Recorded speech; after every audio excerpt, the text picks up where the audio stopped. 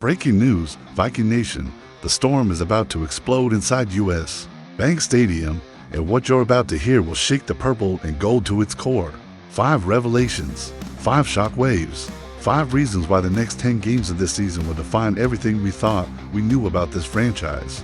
First, a franchise quarterback is preparing to return from injury, and his comeback could flip the entire script of a season that's been hanging by a thread. Second, a head coach with a proven track record of bouncing back from disaster is about to face his biggest test yet, and history says Viking Nation should never count him out. Third, 3 key players are battling injuries that could make or break the next crucial stretch, and the latest updates will leave you holding your breath. Fourth, a respected analyst just dropped a bombshell, calling this roster the most disappointing in all of football, and his words cut deeper than any loss ever could. At fifth, 3 beloved Vikings could be on the trading block before the deadline hits, and if it happens, the shockwaves will echo through the NFC North for years to come. Each of these stories carries the weight of a franchise at a crossroads. Each one could redefine what it means to bleed purple in 2025. And if you think you're ready for what's coming, trust me, you're not, because the first revelation is about to detonate, and it starts with the name everyone in Minnesota has been waiting to hear. Stay locked in, Viking Nation, because this journey starts right now.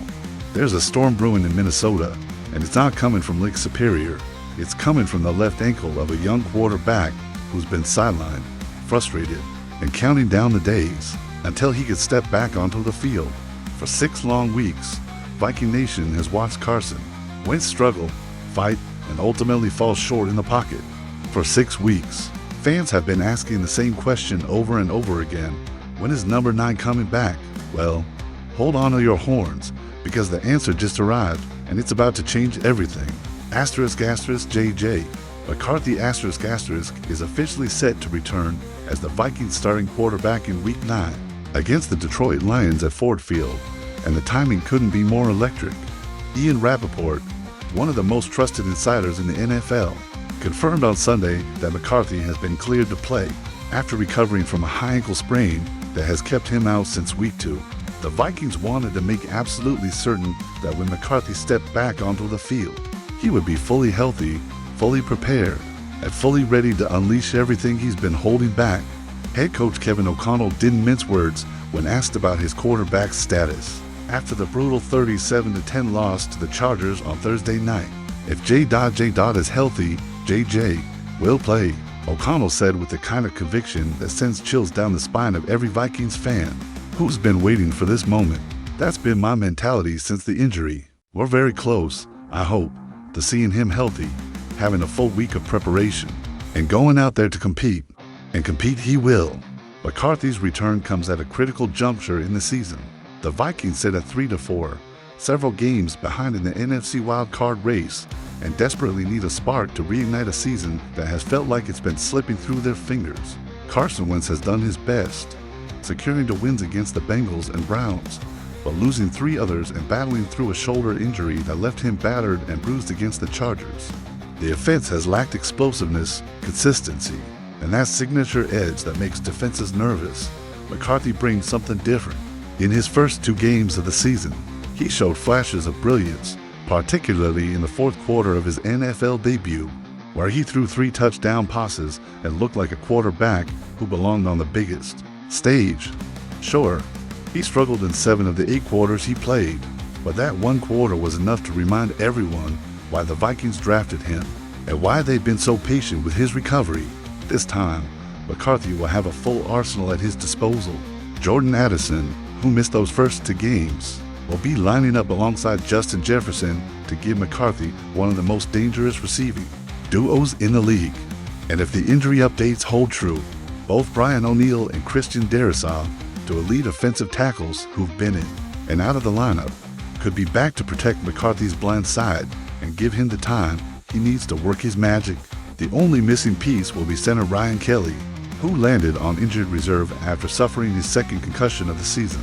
But even without Kelly, this offense has the tools to be special if McCarthy can tap into the potential that everyone saw in him during training camp. And here's the kicker, McCarthy's first game back will be in Detroit, the city where he spent his college career, where he celebrated a national championship, And where he became a legend at the University of Michigan, Ford Field will be hostile, no doubt, but it's also a place where McCarthy has tasted glory before. Can he recreate that magic in purple? Can he walk into enemy territory and remind the Lions, who are 5-2 and riding high, that the Vikings are far from finished? Viking Nation is about to find out. If you believe in McCarthy more than you hate the Packers, hit that subscribe button right now, because this comeback story is just getting started. But hold on, as shocking as McCarthy's return is, the next revelation digs even deeper into the heart of this franchise and what it takes to bounce back from rock bottom. Let's be honest, Thursday night was an absolute disaster, a 37-10 beatdown on national television. The offense couldn't move the ball, the defense couldn't stop the run, special teams were a mess. It was one of those performances that makes you want to throw your remote through the TV and question everything you thought you knew about this team. But here's the thing, Viking Nation, this isn't the first time Kevin O'Connell's Vikings have been punched in the mouth. And history tells us something very important. This team knows how to fight back.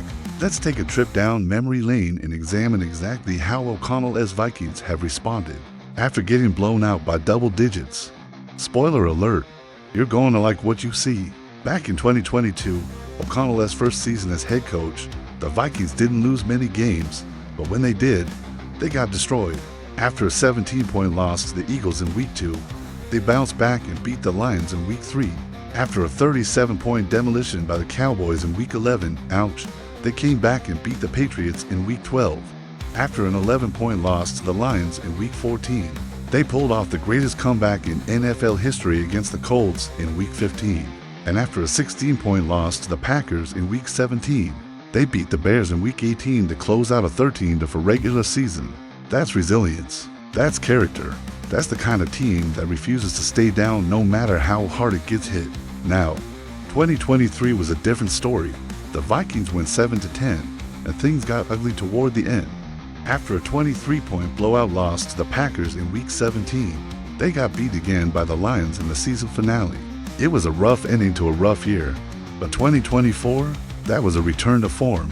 After a 10-point loss to the Rams in Week 8, the Vikings came back and beat the Colts in Week 9, sparking a 9-game winning streak that had the entire league talking.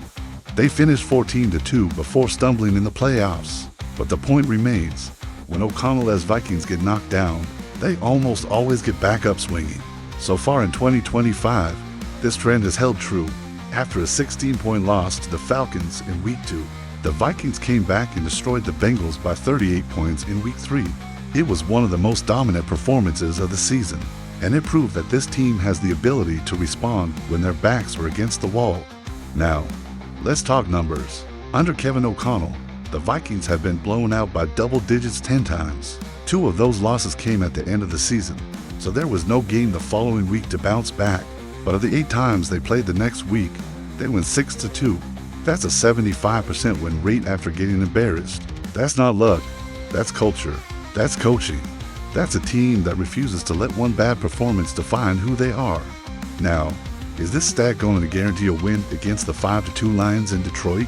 Absolutely not. The Lions are stacked, they're healthy, and they've been dominating teams all season long. But if there's one thing Viking Nation should take away from this, it's that counting out Kevin O'Connell and this roster after a bad loss is a mistake. History doesn't lie. This team has proven time and time again that they know how to bounce back, and with J.J. McCarthy returning, key players potentially getting healthy, and an extra week to prepare, there's reason to believe that Sunday in Detroit could be the start of something special.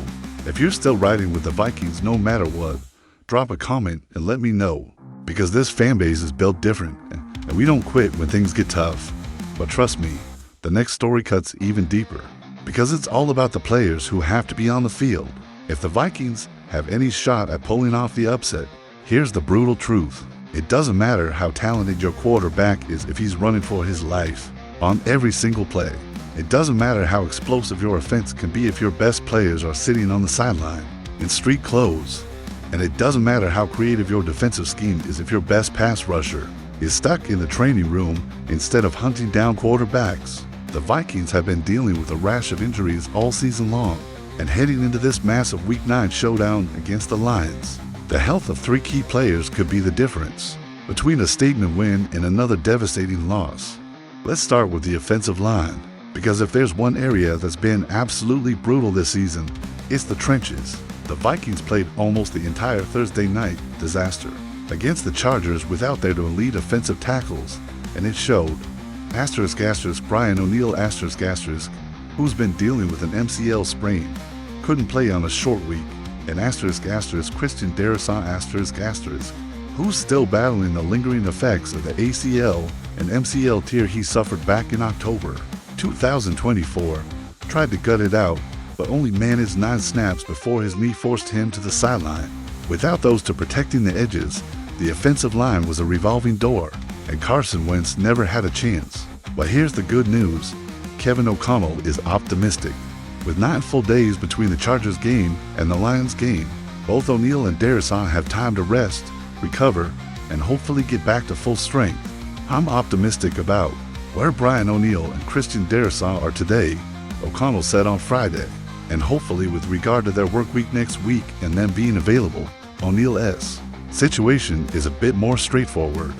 He missed the London game before the bye week due to the MCL sprain, came back and played nearly 70 snaps against the Eagles, but couldn't recover in time for the short week. In theory, with extra rest, he should be good to go. Darrisaw's case is more complicated. He's still dealing with the after effects of the injury that cost him the end of last season, and his knee continues to be something that needs careful management. He missed time in Week 5 in London, tried to play on Thursday night, but just couldn't make it work. O'Connell described it as needing a pretty consistent approach, Sunday to keep Darrisaw healthy and on the field. I think it's something where hopefully we can get back into a consistent rhythm of what Christian's work week looks like, a rhythm of what his recovery looks like after a Sunday game, and then try to get him consistently subbed, because it's no secret how crucial he has been to our success. O'Connell said, if both O'Neill and Darrisaw can play against the Lions, it completely changes the dynamic of the offense. J.J. McCarthy will have the all-pro caliber tackles protecting him, which means he'll have time to let plays develop, time to find Justin Jefferson and Jordan Addison downfield, and time to operate the offense the way it's supposed to be run.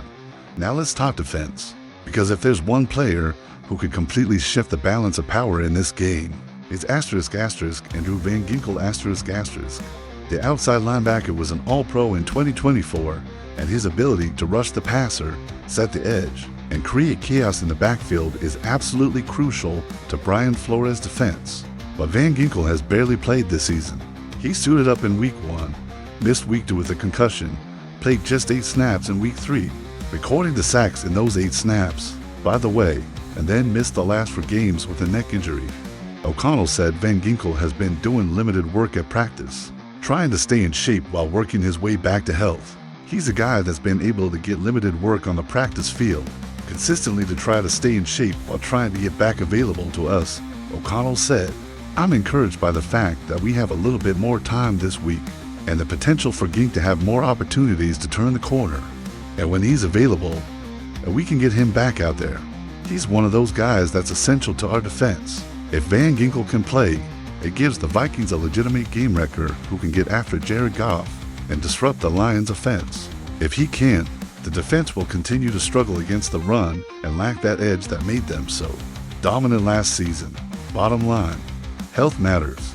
If O'Neill, Darrisaw, and Van Ginkel can all suit up on Sunday, the Vikings have a legitimate shot at pulling off the upset.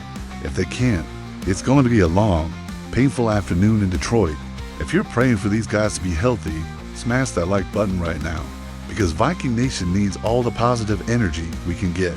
But listen, the next revelation is going to sting, because one of the most respected analysts in football just tore this roster apart, and his words hit harder than any loss ever could. Sometimes the truth hurts. Sometimes the truth cuts so deep that you can't help but feel it in your chest like a punch. That knocks the wind out of you. And sometimes the truth comes from someone who's been one of your biggest believers, one of your loudest supporters, and that makes it hurt even more.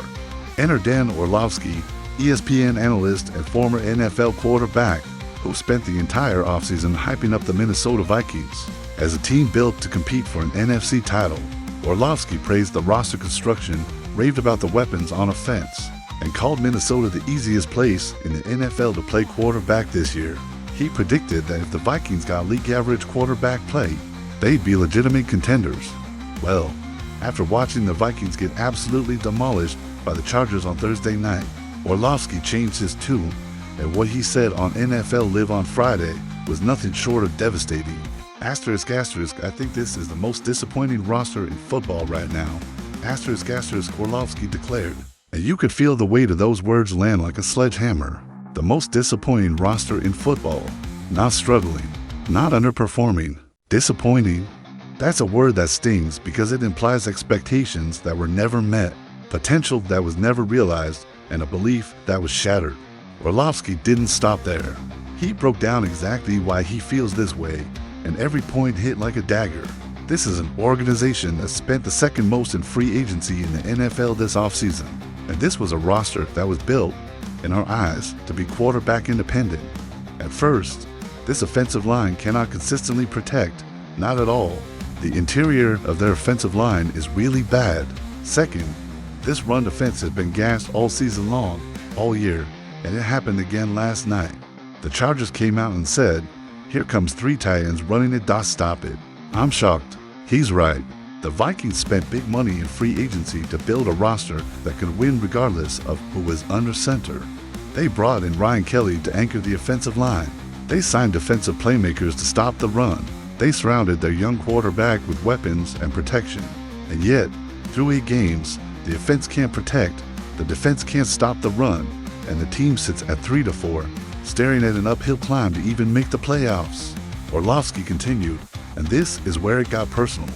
I honestly thought this team was built to say that if you had a quarterback perform at a median level, you would be an NFC title contender. That was the entire offseason narrative. That was the promise Kwesi Adolfo-Mensah made when he went out and spent all that money. That was the vision Kevin O'Connell sold when he talked about how loaded this roster was. And right now, it's not happening. Now, here's where Orlovsky made a critical point, and it's one that Viking Nation needs to hear. Asterisk, anyone who wants to tell me that Carson Wentz is the problem right now in Minnesota, we can talk, and I would say you're crazy. Quarterback is not the problem in Minnesota right now. JJ McCarthy is not going to save them.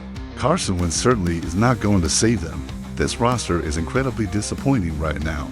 Asterisk, let that sink in. Orlovsky, who spent months praising this roster and calling it a dream situation for a young quarterback, is now saying that it doesn't matter who's under center, the problems run deeper. The offensive line can't protect. The interior is getting destroyed. The run defense is getting gashed week after week. The Chargers came out with 3 tight ends and ran it down the Vikings' throats, and Minnesota had no answer. Those are systemic issues that go beyond quarterback play. Those are issues that require coaching adjustments, personnel changes, and a hard look in the mirror. And here's the kicker. Orlovsky's criticism stings even more because he was such a believer. Back in March, he tweeted that JJ McCarthy was stepping into the best situation for a young quarterback. In June, he called Minnesota the easiest place in the NFL to play quarterback. He hyped this roster to the moon, and now he's watching it crumble, and he's not holding back. So where does this leave the Vikings? At a crossroads. They have a chance to prove Orlovsky wrong. They have a chance to show that the talent is there, the coaching is there, and the heart is there. But it's going to take more than just JJ McCarthy's return. It's going to take the offensive line stepping up. It's going to take the run defense finally finding a way to stop getting bulldozed. It's going to take everyone in that locker room looking at themselves and asking, am I giving everything I have? If you still believe in this team, if you still think they can turn it around, drop a comment and let me know, because Viking Nation doesn't quit, and neither should this roster.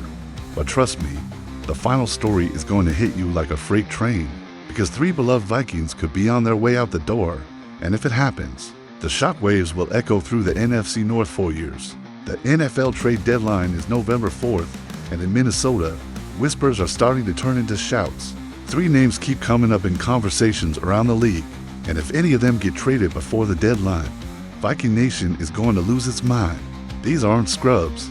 These aren't practice squad guys. These are legitimate NFL players who have contributed to this franchise, and the idea that they could be wearing different jerseys in a week is almost too much to process. Let's start with asterisk Ivan Pace Jr. Asterisk, the 24-year-old linebacker who's been a fan favorite since he burst onto the scene as an undrafted free agent. Pace is a tone setter, a hard hitter, and a pass rusher who can get after the quarterback. But here's the problem. He's been losing playing time. Blake Cashman and Eric Wilson have taken over as the starting linebacker duo, and Pace has been relegated to a rotational role. Why? Because Pace struggles in pass coverage, and his run defense has taken a step back this season with several missed tackles. He's also in the final year of his contract before becoming a restricted free agent, which means the Vikings have a decision to make: keep him and hope he develops, or trade him now while he still has value.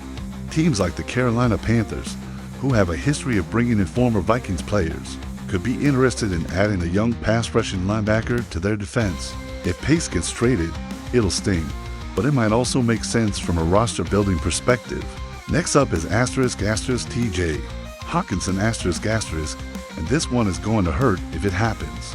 Hawkinson is a former first-round pick, a Pro Bowl tight end, and one of the most reliable pass catchers on the roster. But here's the issue. He's being paid like an elite tight end, and he's not producing like one.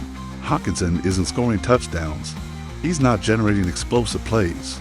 He's not converting first downs at the rate you'd expect, and while his blocking has improved, it's still not at the level you'd want from someone making his kind of money. Hawkinson is under contract through 2027, which means a contending team like the Buffalo Bills or Kansas City Chiefs could be interested in bringing him in as a playoff weapon. If the Vikings decide they'd rather use the cap space elsewhere, Hawkinson could be on the move. And finally, there's Javon Hargrave the veteran defensive tackle who's been a cornerstone of this defense for years. Hargrave has had a long, successful career with the Steelers, Eagles, and 49ers, and he's been a reliable interior pass rusher. But this season, his playing time has been declining. In the last 2 games, Hargrave played 33 and 18 snaps, while his backup, Ilan Redmond, played 41 and 37. Redmond is younger, faster, and more explosive, and he's starting to take over the role. If a contending team like the Steelers, Eagles, or 49ers comes calling and offers a draft pick for Hargrave, the Vikings might pull the trigger and ride with Redmond, Jonathan Allen, and the younger defensive tackles moving forward. These trades might not happen, but the fact that they're even being discussed tells you everything you need to know about where this franchise is right now. The Vikings are at a crossroads, and the next week could define the direction of this season and beyond. So here's where we stand. Viking Nation, JJ McCarthy is coming back, and his return could spark a turnaround that saves this season. Kevin O'Connell has a history of bouncing back from brutal losses, and if history repeats itself, the Vikings could shock the world in Detroit. Brian O'Neill, Christian Darrisaw, and Andrew Van Ginkel are all trending toward playing, and if they suit up, this team suddenly looks a lot more dangerous. But the criticism from Dan Orlovsky is real, and the issues he pointed out, the offensive line struggles, the run defense getting gashed, are legitimate problems that won't disappear overnight. And with the trade deadline looming, there's a real chance that 3 key players could be gone by next week, and the roster could look very different moving forward. This is what it means to be a Vikings fan. This is the roller coaster. The highs, the lows, the hope, the heartbreak. But if you're still here, if you're still riding with this team no matter what, then you're exactly the kind of fan that makes Viking Nation the most passionate, the most loyal, and the most unbreakable fan base in the NFL. If you believe in this team, smash that like button. If you think JJ McCarthy is going to turn this season around, drop a comment and let me know. And if you want to prove you're a real Vikings fan and not a Packers troll, hit that subscribe button right now, because the war for the NFC North is far from over. And if this week felt like an earthquake, what's coming next could be the aftershock that topples the whole season. Because if you thought this was the peak of chaos, the real avalanche is just starting. Stay locked in, Viking Nation, because the next 72 hours might be the most decisive in this franchise's history.